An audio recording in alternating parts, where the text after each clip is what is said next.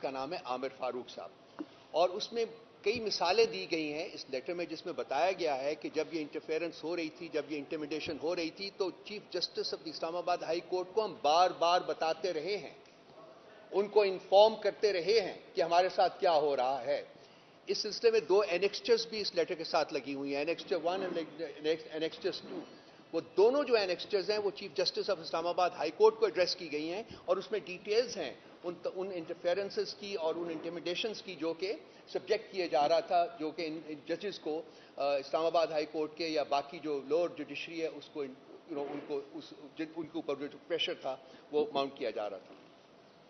لیکن ان بسا اوقات ان کو بتانے کے باوجود in writing as well as verbally chief justice of the Islamabad high court نے کوئی ایکشن نہیں لیا ان کی جوڈیشل فریڈم، جوڈیشل انڈیپینڈنس کو پروٹیکٹ کرنے کے لیے۔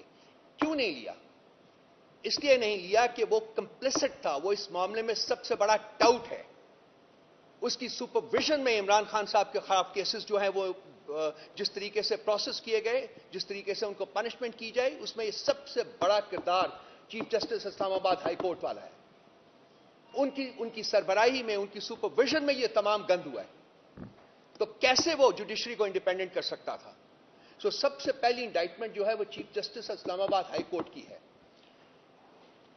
اور اس کے بعد انڈائریکٹلی جو ہے اس میں وہ چیف جسٹس آف پاکستان کو بھی ان کا بھی ذکر کیا گیا ہے، ان کے ساتھ میٹنگز کا بھی ذکر کیا گیا ہے اس لیٹر میں کہ ان کے ساتھ میٹنگز ہوئی، ان کو ہم نے اپرائز کیا کہ اسلام آباد ہائی کورٹ لیول کے اوپر، ڈسٹرکٹ جوڈیشری کے لیول کے اوپر کیا پریشرز ہیں، کیا انٹیمیڈیشنز ہیں، کیا کوشنز ہیں۔ اس میں بڑی لیورڈ قسم کی ڈیٹیلز ہیں۔ لوگوں کے بیڈ رومز میں کیمرے نصب کیے گئے تھے، لوگوں کو فیملی کے ممبرز کو کڈنیپ کیا گیا، ٹارچر کیا گیا، وہ سب موجود ہے اس لیٹر میں۔ تو دوسرا جو بندوں کو جس کو سنگل آؤٹ کیا گیا ہے وہ ہے چیف جسٹس آف پاکستان، اور تیسرا جو ہے وہ جن کی حکومتیں تھیں، جن کے زمانے میں یہ ہوا تھا، اور اس میں سب سے میجر فگر جو ہے وہ اس وقت کے پرائم منسٹر ہیں شہباز شریف صاحب۔ تو یہ وہ لوگ ہیں جو کہ ڈائریکٹلی اور انڈائریکٹلی جن کی انڈائٹمنٹ اس لیٹر میں کی گئی ہے۔ کنسیکوینٹلی کسی قسم کی اتھارٹی ان آفیسز میں، ان کے آفیسز میں ویسٹ کرنا کہ یہ انصاف کریں گے، یہ انصاف کی توہین ہے، یہ انصاف کا قتل ہے، یہ آئین کا قتل ہے، یہ قانون کا قتل ہے۔ اور یہ جو تماشا کل کیا گیا ہے، 2 دن وہ فل کورٹ بلا کے اور اس کے بعد پرائم منسٹر صاحب سے ملاقات کر کے جی کہ پرائم منسٹر صاحب کسی ریٹائرڈ جج کی سپرویژن میں ایک کمیٹی کانسٹیٹیوٹ کریں گے، ایک کمیشن کانسٹیٹیوٹ کریں گے، کیا ایک ایلیجڈ مسلم، ایک نامزد مسلم مجرم، کیا اس کو یہ رائٹ ہے کہ وہ اپنے مقدمے میں خود ہی جج بنے؟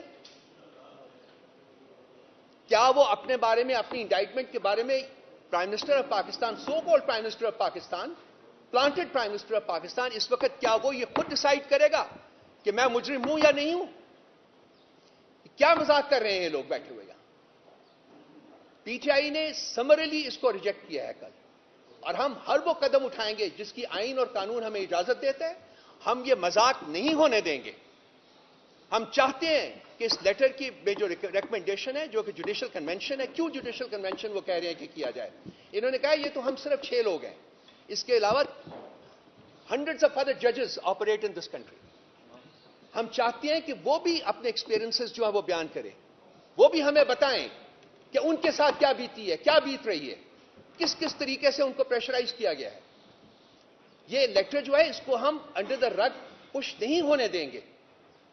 یہ پی ٹی آئی کی کنوکشن ہے اور یہ پی ٹی آئی کی ریزولو ہے کہ ہم ہر وہ سٹیپ لیں گے جو کہ جس کی آئین اور جس کی قانون ہمیں اس کی اجازت دیتا ہے۔